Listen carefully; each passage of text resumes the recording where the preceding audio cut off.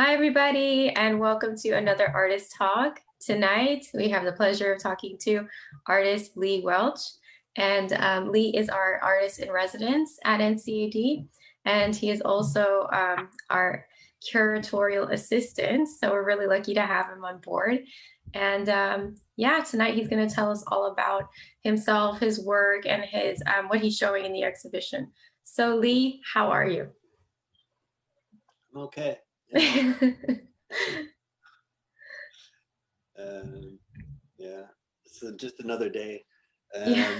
Same old, really, isn't it? It's like Groundhog Day or something. It feels like it's just weeks become days. And someone was saying to me, I think it's more like to do with parenting, but like what was it? The days feel like years, and the years feel like days. So this year's kind of felt like a day, a really long day, and every day feels like a year because it just fucking lingers. It's true, yeah. It's just especially now, time just feels like every day is the same. Like it's almost one long day, especially during quarantine and everything. And it's almost like you're reliving the same day. That's what it feels Yeah, like. yeah, Yeah, yeah. I really like the lights in your background, actually. Thanks very much. Yeah, there's just to add a bit of noise in the back to so it wasn't so boring. Yeah, no, it's really uh, cool. so who am I speaking with tonight exactly? Tonight is Because Isabella. okay, Brent. Because I know there's various kind of people that have been interviewing everyone in the show, so it's kind of curious to see who I was going to be with tonight. Yeah. Yeah, see, Susie and Kitch are actually really tired, and they told me basically, like, give us a break. So I would have to be Isabella tonight because I've kind of been letting them have all the work, most of it. I was hoping to get Miracle and you just be like, Oh, Meryl, yeah. Meryl's gonna appear tomorrow, which is cool. So she's saving her energy for tomorrow for the tour. Yeah. yeah.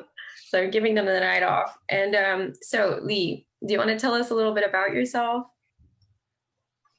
Yeah, sure. Um, I make paintings at the moment, and still on the odd occasion do performances. But I had I was trying to recall when I stopped painting because I used to paint, and then I became a kind of conceptual sculptural installation artist and doing videos and kind of just doing whatever I took fancy with as such. And then I remembered I went back to studying NCAD in 2005, and I had a portfolio of paintings when I went in or whatnot. I actually think at the time there were slides. It was kind of that almost like pre-digital thing. I think they were slides actually. I can't remember, but it was at that cusp. And so it was like those 3 years, and I kind of stopped.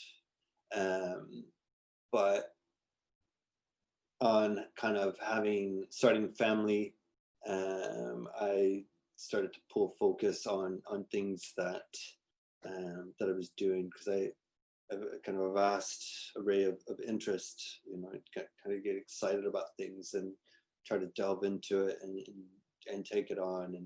And like I had loads of kind of music, not loads, but I had a bit of music equipment, for example, and I was kind of in music. It's like one of those things. I suppose it's like people that don't make art thinking about like when they go to make art and they're just like it's too vast or something. And I kind of sat down and I tried to make a track or make some sort of music or score or whatever. And every time I kind of spend hours and you get lost. Like it's just like this it's like binge watching some series or something. And then at the end, I would just end up always deleting the thing that I did, because it just felt like this like rabbit hole that you'd have to re-enter after having done it, like getting back into it to even modify it or continue it would take so much kind of work or something. So I started getting rid of all this kind of noise or static, and just kind of honing in on one thing. And I was considered what that one thing could be. And I was on holidays, and we just got some like really cheap watercolors, and just started painting, and then realized the kind of joy that I got from it. And it's just kind of like this meditative moment that you can kind of just stop. And it's a different type of contemplation, you know, like like the work that I was doing would be like kind of pre-thought and then kind of prescribed and done. And whereas painting, obviously there's a kind of an approach, so it's not like blind, you know, I'm not just like jumping in, but there's things that kind of happen. It's very much in a sense like chess. As you make a move, and the painting makes a move, and then you kind of then have to decide what you do next and how you do it next and how that's going to affect the next move and the following move. And then there comes points where, you know, you're like, I can't, because a lot of times the paintings are very sparse. And I try to, with like the painting that's behind you, try to just do enough to where it's there. But a lot of people would probably like maybe say, oh, well, that's just like an underpainting, or, you know, when are you going to finish it? So, and I like that. It's kind of like a minimalist kind of approach to it. Just giving enough information, enough detail to fill it in, and kind of try to leave space for everything else. That's kind of what I do. Okay. Yeah. So I love that analogy that you say it's like a game of chess, because it's like the painting is working with you rather than you being in control of everything all the time. Okay. And you also mentioned that your paintings are viewed as underpaintings and unfinished. And do you view them as that as well? Well, no, I'm just presuming that people might see them that way. No one's ever actually said that. Okay. So I'm just, you know, I probably shouldn't even say things like that. But no, I don't see them like that at all. No, they're totally done for me. And I think what that's about is it's kind of bringing it to a point where there's enough, and then knowing when to stop. Because a lot of times it's kind of like you could do a little bit more, and, you know, and that's where the game of chess comes in. It's like, you know, you could make that next move and it might make it better, and that might lead you to another move that makes it even better. But, you know, then you have to kind of weigh up, like, you know, what happens if you make that move and if you don't make that move, because you can't go back, you know. So it's always kind of, you can always like keep going to a point, but if you keep going past that point, you can't go back to that point. It's over. So you have to be very decisive about that, I think. And that's the thing. Like, I've done a couple where it's gone too far, and I'm trying to save the thing, and I keep going further and further.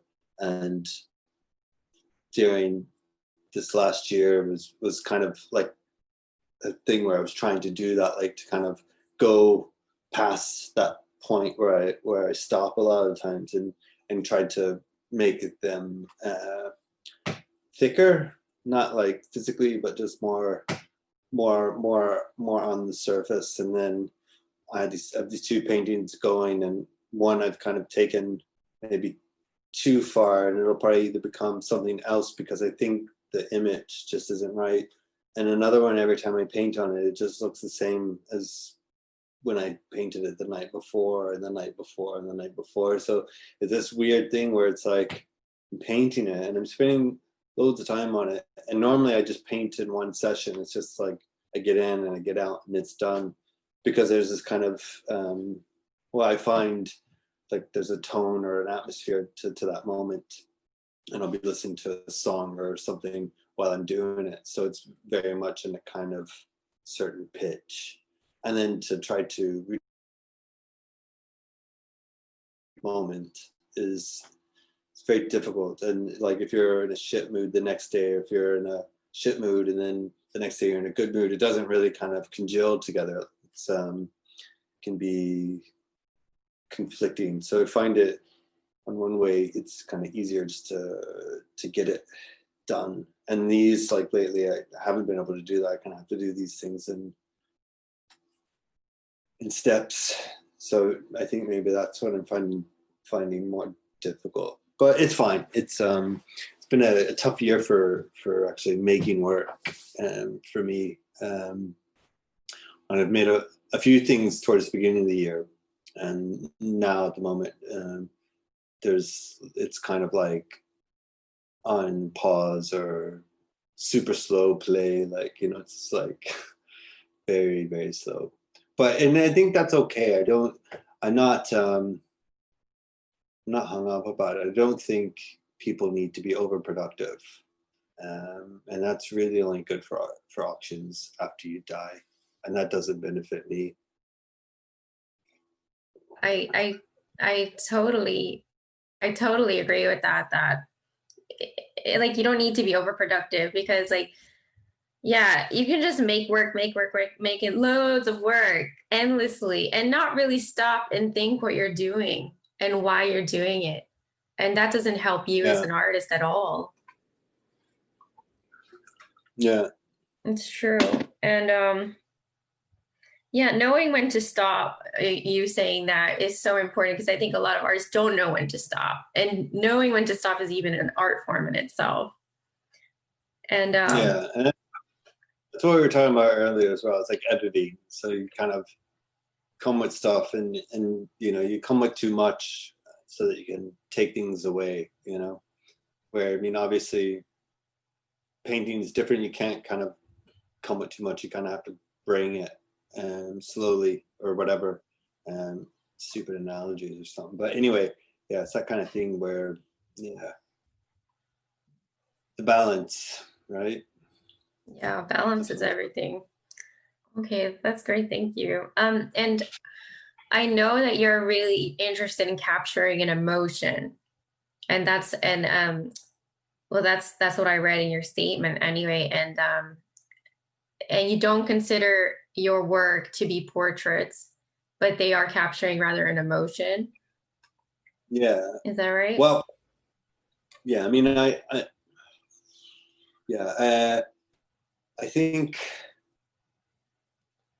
that they are ideally provocative of an emotion, not that I'm like painting sadness, or that I'm painting joy, or that I'm painting you know, an emotion, and I'm trying to say, oh, I just painted happiness. I know, yeah, I know what you mean. Yeah.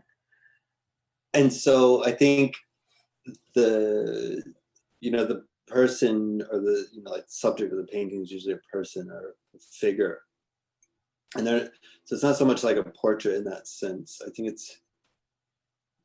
they become like a kind of a stand-in for that tonality, that kind of register of where maybe I'm at that moment. Okay. I think. And that's why it's so important for you to get it out in that moment and capture in that moment. Yes. Exactly. Okay. Yeah, that makes a lot of sense. And I do agree with you. Oh, sorry. I do agree with you. Sorry, I keep talking, but I do agree with you that you know, you can work on a painting over and over again, but you will come at it almost in a different state of mind, in a different way of feeling, and that will affect it. Yeah. And I think then as well, so like with that in mind, I think now that I'm painting and it's slower and smaller, which is so backwards, right? Like, it's like It should be quicker if they're smaller, but they're not. And I think as well, then the subject is changing to a more kind of, it's a different type of state of mind, or different type of emotion, or different type of feeling.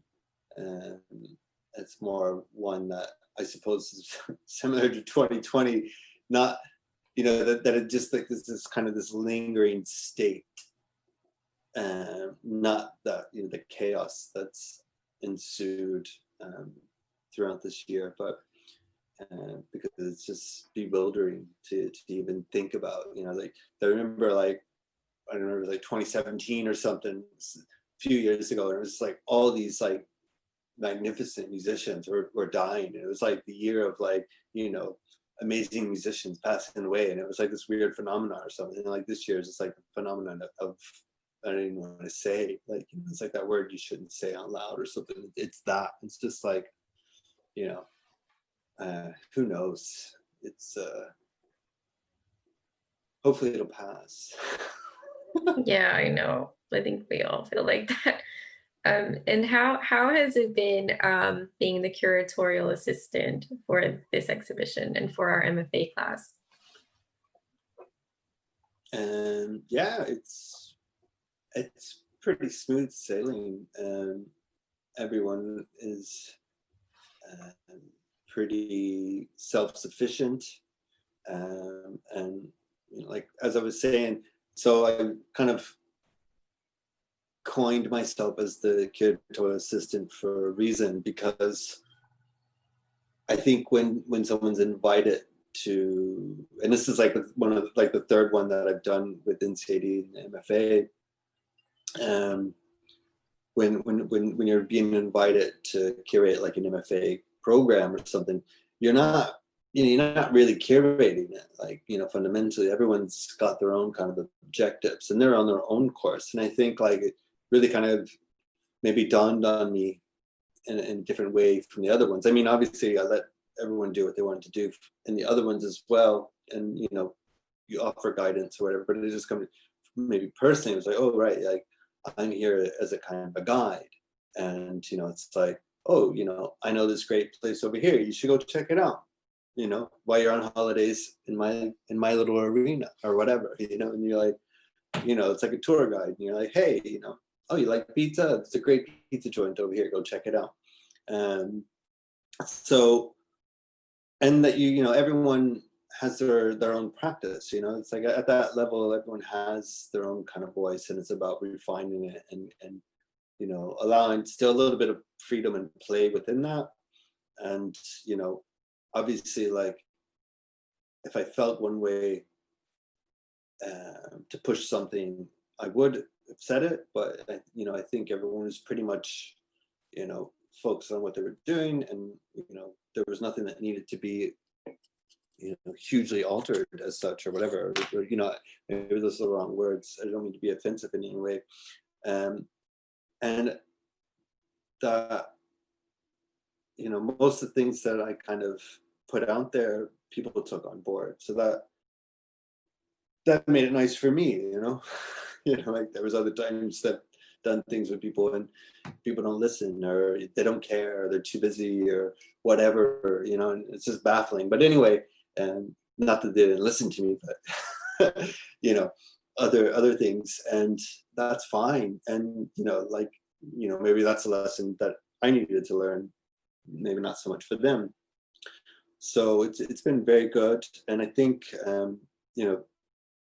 having to work remotely as well with it has been an interesting kind of undertaking, because I quite like the kind of physicality of things, and how, and I'm pretty good at mental mapping things and how things are kind of laid out.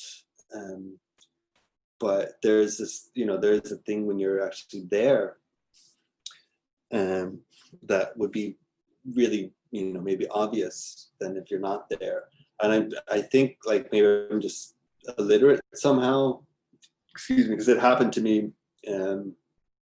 doing something else where I thought, like, you know, I got these images and plans for this space I'd worked in, and I just thought it was totally different. And then when I got there, it was like, oh, right, this is not what I was thinking at all. And things just weren't making sense. Or like, we have, you know, cherry pickers, but we can't get to this point in the wall. And I'm just like, but it's only like a little bit higher. It doesn't make any sense. Why can't you get there? And that's because the wall was like leaning back. And like, that's why you couldn't get there. And it just didn't click. And so I'm hoping I'm not missing any of those moments.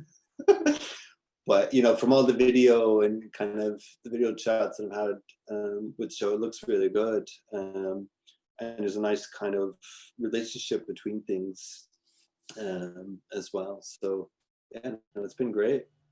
Yeah, and the show it's amazing really that we made a show during this time, but also it's basically been made over Zoom for you. Yeah. You've been helping us over Zoom the whole time, and your experience and your guidance has been such a help for us. And so I have one more question for you, Lee. And it's about the title that you've titled the show. And I've been asking everybody this, as you know.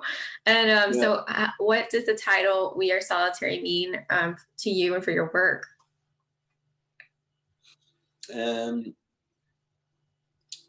Well, I think it's a quote from Rilke. So I would delve into his writing a lot, and you know, like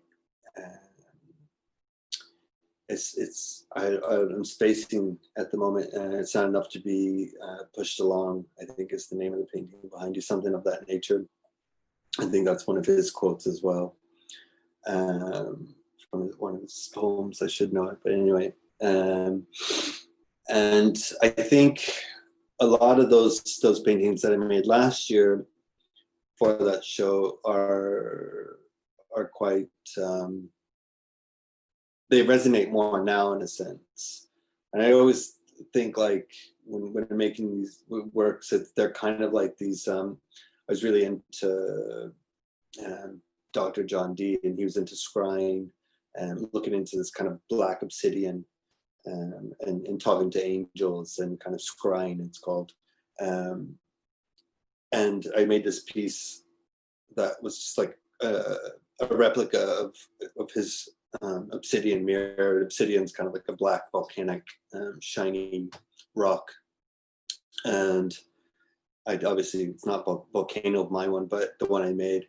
But the thing was that you had this plane, this surface that you would look at, and that things would be there, and that you would kind of read them or kind of interpret them or engage with them, or they would be projected onto you or something. And I always thought of that as a great kind of way of like how art or like imagery and 2D works, I suppose, or any kind of thing that you're looking at, particularly when you're going to a concert or something, you always find like I get lost in my own thoughts, and like I think those are like the moments, like the best kind of moments of a concert as such, even though you're kind of like there but not there, and that this kind of blank surface would give you something.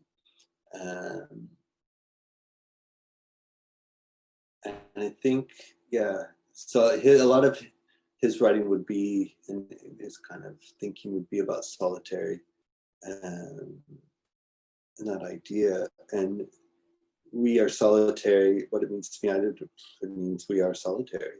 And I think that's the beauty of it, that it kind of says two things at once. And it's true, it's always true. It just more, maybe it feels more pertinent now, or it's more there, more kind of on the surface for people, because a lot of the noise that we have in our lives, a lot of the distractions, they're removed, and then we're there faced with ourselves in front of this black mirror, and to question what it is, you know. why it is or whatever. So that's roughly what it is for me. Yeah, that's a really interesting take that everybody's been saying, oh, we are solitary because of what we're going through right now. It's actually true. It's always been like that. We have always been solitary. So it's great to hear it from you because you decided on this title. And really, I can't think of a better title. It's been the perfect title for us. We all love it. And it really describes the show, us individually and us as a unit as well. So thank you so much for everything. And thank you for your time. Is there anything else you'd like to add before we finish up? No. The show's launching today, and hopefully people get to see it on some form or another. So yeah. Yeah, thank you so much, Lee. Seriously, it's been a pleasure to work with you, and we're all delighted you're going to be with us for the year, for our last year. And yeah, thank you. And please see Lee's work and all of our work together at the show today on Friday, 20th of November, for the We Are Solitary exhibition at Rua Red. And yeah, we hope to see you there, everybody, online. All right. Thanks so much, Lee. Thank you, everybody, for listening. See you then. Bye. Au revoir. Au revoir.